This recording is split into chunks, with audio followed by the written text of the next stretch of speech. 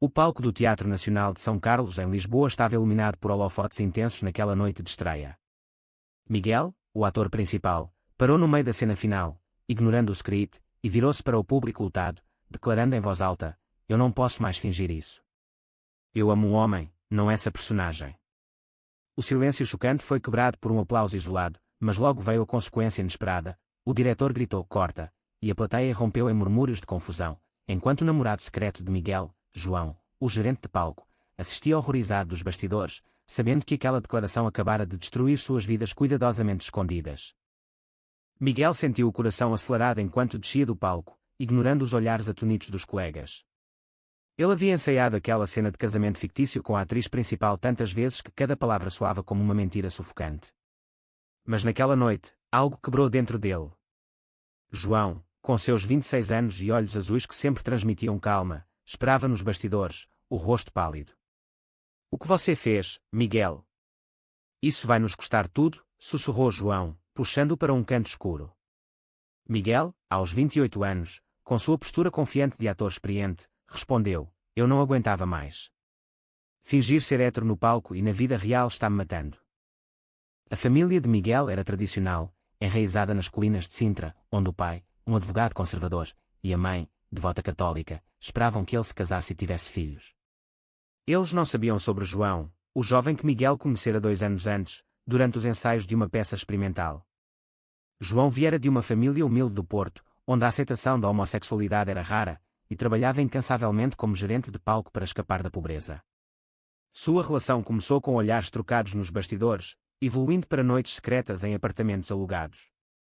Mas agora, com a declaração pública de Miguel, o segredo explodira.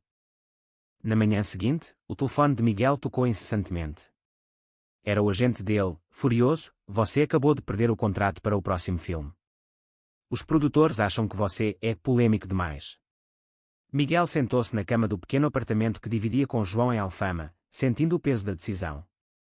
João, preparando o café, evitou seus olhos. "E o meu emprego? Se o diretor me demitir por associação, o que faremos?" perguntou João, a voz tremendo. Miguel estendeu a mão, mas João recuou. Aquela era a primeira rachadura visível em sua relação, forjada em segredos e agora exposta à luz cruel da sociedade portuguesa, onde, apesar das leis progressistas, o preconceito ainda se escondia em famílias e círculos profissionais. Miguel decidiu confrontar sua família imediatamente. Dirigiu até Sintra, o ar fresco das montanhas contrastando com a tensão em seu peito. Ao chegar à casa antiga, o pai o recebeu com um olhar frio. "Ouvi as notícias." "É verdade?" perguntou o Sr. Oliveira, cruzando os braços. Miguel assentiu, sentindo as palavras presas na garganta. "Sim, pai. Eu amo João." A mãe irrompeu em lágrimas, murmurando orações. "Isso é um pecado, Miguel. Como você pode fazer isso conosco?" O pai explodiu: "Você nos envergonha. Se continuar com isso, não é mais bem-vindo aqui." Miguel saiu dali com o coração partido, sabendo que aquela rejeição era o preço de sua honestidade. De volta a Lisboa, encontrou João embalando malas. "Eu não sei se consigo lidar com isso", disse João. "Minha família no Porto vai me deserdar se souberem." A tensão escalou quando o escândalo se espalhou pela mídia. Jornais como o Público publicaram artigos questionando a integridade de Miguel como ator, insinuando que sua orientação afetaria papéis futuros. Colegas do teatro começaram a evitá-lo, temendo associações negativas. João, por sua vez, recebeu um aviso do diretor: "Mantenha distância ou perca o emprego." Aquela noite, eles discutiram pela primeira vez. "Você pensou em mim antes de falar", acusou João. Miguel rebateu: "Eu pensei em nós. Em viver sem mentiras." Mas o dano estava feito. João saiu para caminhar sozinho pelas ruas empedradas de Barro Alto, questionando se o amor valia o caos. Dias depois, Miguel recebeu uma oferta inesperada, um papel em uma peça independente sobre direitos LGBT, mas em um teatro pequeno, com salário baixo. Ele aceitou, vendo como uma chance de redenção. João, porém, hesitava. "E se isso piorar as coisas?" perguntou. Miguel o abraçou: "Vamos enfrentar juntos." Mas internamente, Miguel duvidava, sentindo o peso da culpa por arrastar João para o furacão. A sociedade portuguesa, com sua mistura de progresso e tradição, testava os limites de seu humor, forçando escolhas que poderiam uni-los ou separá-los para sempre. Enquanto Miguel se preparava para o novo papel, a pressão familiar intensificou. Sua irmã mais nova, Ana, ligou secretamente: pai está furioso, mas eu apoio você. Venha-me ver. Miguel foi até o café em Cascais onde ela trabalhava, o mar ao fundo simbolizando a vastidão de suas emoções. Ana, com 22 anos, confidenciou: eu sempre soube, irmão. Mas mamãe chora toda noite. Miguel sentiu uma pontada de arrependimento, mas também alívio. Diga a eles que eu não mudei. Ainda sou o mesmo Miguel. Ana prometeu tentar, mas avisou: eles podem cortar sua herança. João, Mianuel, enfrentava seus próprios demónios. No Porto, sua mãe o chamou: ouvi boatos. É verdade que você está com um homem? João negou inicialmente, mas a mentira o corroía. Ele viajou para o norte, deixando Miguel sozinho em Lisboa. Ao chegar à casa modesta em Matosinhos, confrontou a família. O pai, um pescador aposentado, bateu na mesa: isso não é aceitável. Saia daqui se for verdade. João admitiu, lágrimas nos olhos: sim, eu amo Miguel. A mãe chorou, mas o pai o expulsou. João voltou a Lisboa destruído, encontrando consolo nos braços de Miguel.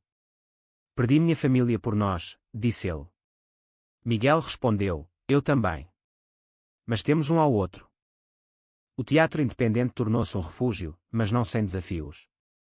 Durante os ensaios, Miguel encontrou preconceito sutil de alguns atores. Um deles, Ricardo, murmurou: isso afeta a credibilidade da peça. Miguel confrontou: minha vida real enriquece a arte.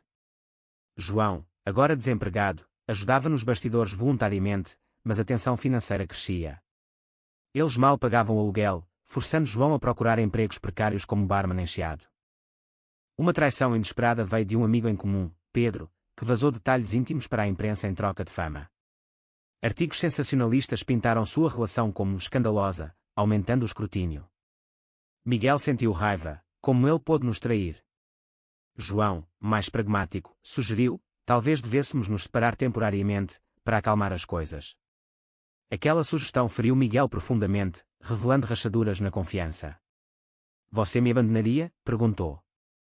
João negou, mas a semente da dúvida foi plantada. Em meio ao caos, eles tiveram um momento de conexão em uma caminhada noturna pelo mirador da Senhora do Monte. Lembra como nos conhecemos? Perguntou Miguel. João sorriu: você esqueceu suas falas, e eu te ajudei dos bastidores. Eles se beijaram sob as estrelas, mas o idílio foi breve. No dia seguinte, Miguel recebeu uma ligação do pai: venha para casa. Sua mãe está doente. Ele correu para Sintra, encontrando a mãe no hospital com um ataque de ansiedade. É por sua causa, acusou o pai. Miguel defendeu-se: não, é pelo preconceito de vocês. A mãe, fraca, sussurrou: eu te amo, mas isso me mata. Miguel saiu dali com o coração pesado, questionando se sua honestidade valia o sofrimento alheio. João, sozinho, encontrou um antigo crush, Tiago, em um bar. Tiago, abertamente gay e bem-sucedido, ofereceu consolo: você merece melhor que esse drama. João resistiu, mas a conversa plantou dúvidas sobre sua lealdade. De volta ao apartamento, ele confessou a Miguel: eu quase traí você emocionalmente. Miguel explodiu: depois de tudo que sacrificamos. A discussão escalou, com acusações voando. Você me arrastou para isso sem perguntar, gritou João. Eles dormiram em quartos separados, a relação à beira do colapso. Apesar disso, Miguel persistiu na peça, usando a dor para alimentar sua performance. A estreia se aproximava, prometendo ser um ponto de virada. Mas uma ameaça anônima chegou por e-mail: abandone ou sofra consequências. Miguel ignorou, mas João temia pela segurança deles. A sociedade, com suas camadas de aceitação superficial, revelava seu lado sombrio, forçando-os a escolher entre amor e sobrevivência. A estreia da peça independente no Teatro do Bairro Alto foi um sucesso crítico, mas controverso. Críticos elogiaram a autenticidade de Miguel, mas grupos conservadores protestaram do lado de fora, gritando slogans contra a agenda gay. João, nos bastidores, sentiu orgulho misturado com medo. Após o show, eles celebraram em um pequeno restaurante em Alfama, mas a alegria foi interrompida por uma ligação. A mãe de João sofrera um acidente, supostamente estressada pela notícia de sua orientação. João culpou Miguel indiretamente, se você não tivesse declarado publicamente. Viajando para o Porto juntos, eles enfrentaram a família de João no hospital. O pai os ignorou, mas a mãe, acordada, olhou para Miguel com desprezo. Você o corrompeu. João defendeu. Não, mãe. Isso é quem eu sou. Ela chorou, mas pediu que saíssem. No trem de volta, João questionou: vale a pena? Estamos destruindo todos ao nosso redor. Miguel, exausto, admitiu: talvez eu tenha sido egoísta. Mas esconder era pior. De volta a Lisboa, a pressão profissional aumentou.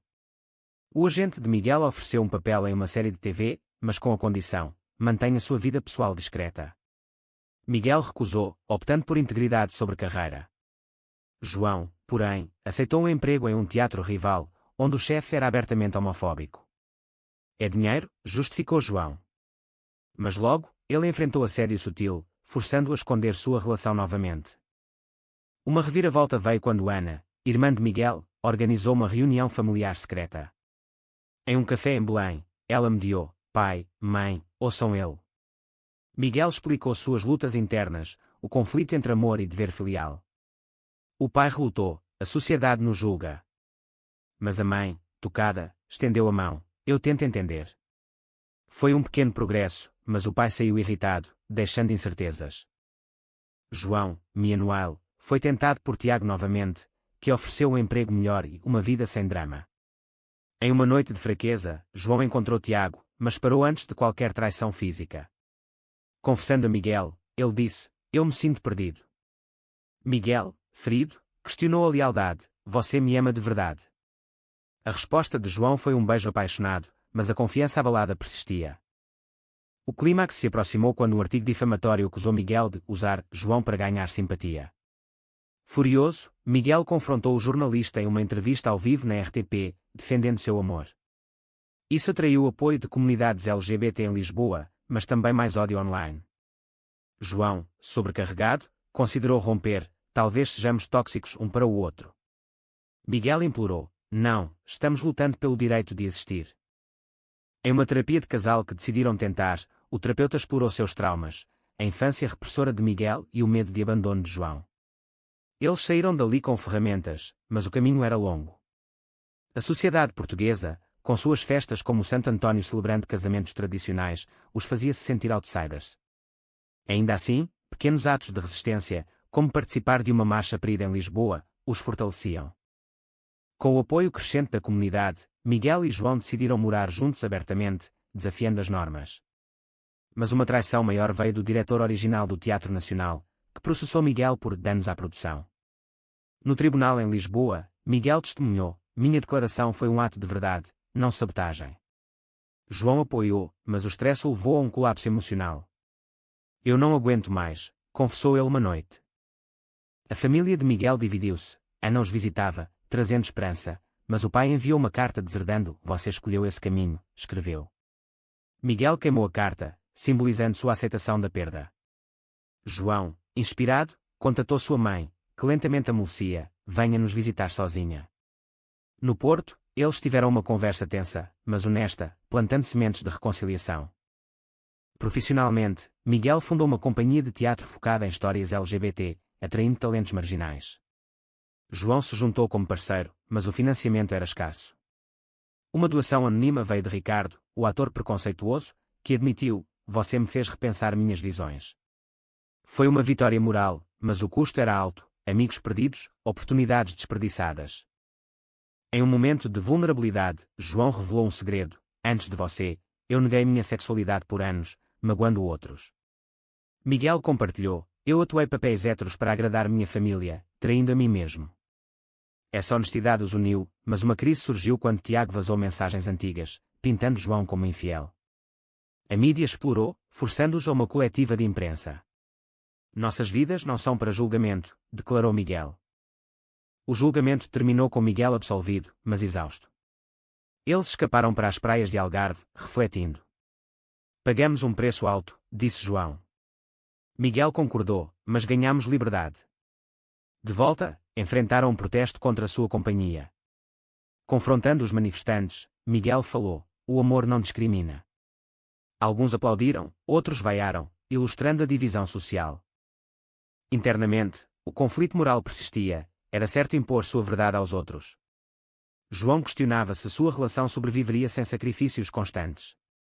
Uma oferta de emprego em Berlim para João testou isso, é uma chance de recomeçar sem preconceito. Miguel temeu o abandono, você me deixaria? João hesitou, revelando o dilema ético de priorizar o amor sobre a ambição. Eles decidiram lutar juntos, produzindo uma peça sobre suas experiências. Os ensaios foram terapêuticos, mas a estreia trouxe tensão. A família de Miguel apareceu inesperadamente. O pai assistiu em silêncio, a mãe chorou. Após, o pai admitiu: eu errei. Mas ainda dói. Foi um passo para a cura, mas não sem cicatrizes. A peça sobre suas vidas tornou-se um hit underground, viajando para o Festival de Avignon, mas em Portugal, enfrentou boicotes. Miguel e João, agora ícones relutantes, lidavam com fama e fadiga. Somos heróis ou vítimas? Perguntou João. Miguel respondeu: ambos. E isso nos custou caro. Uma reconciliação final com as famílias ocorreu em um jantar em Sintra. O pai de Miguel pediu perdão: eu temia o julgamento da sociedade. A mãe de João juntou-se via videochamada, aceitando gradualmente. Mas o dano emocional persistia, Miguel sofreu de ansiedade, João de depressão. Eles buscaram ajuda, aprendendo que o amor requer manutenção constante. Em um twist, Pedro, o traidor, pediu perdão, revelando sua própria luta interna com a sexualidade. Miguel perdoou, mas João relutou: algumas traições cortam fundo. Isso destacou temas de redenção e perdão, questionando limites morais. Com o tempo, eles casaram em uma cerimônia discreta em Lisboa, desafiando tradições. Amigos e aliados compareceram, mas ausências familiares doeram. Pagamos com sangue e lágrimas, refletiu Miguel. João concordou, mas acordamos para quem somos. A sociedade evoluiu lentamente ao redor deles, leis apoiavam, mas corações demoravam. Eles fundaram uma ONG para jovens LGBT, transformando dor em propósito. Mas em noites quietas, dúvidas surgiam: foi a escolha certa? No final, após anos de luta, eles sentaram no Tejo, assistindo o pôr do sol. Miguel perguntou: você se arrepende? João sorriu: não. Mas e se tivéssemos escondido? A jornada os mudou, provando que a verdade tem um preço, mas a mentira, um maior. Foi correto Miguel expor sua verdade publicamente, mesmo sabendo os custos para João e suas famílias.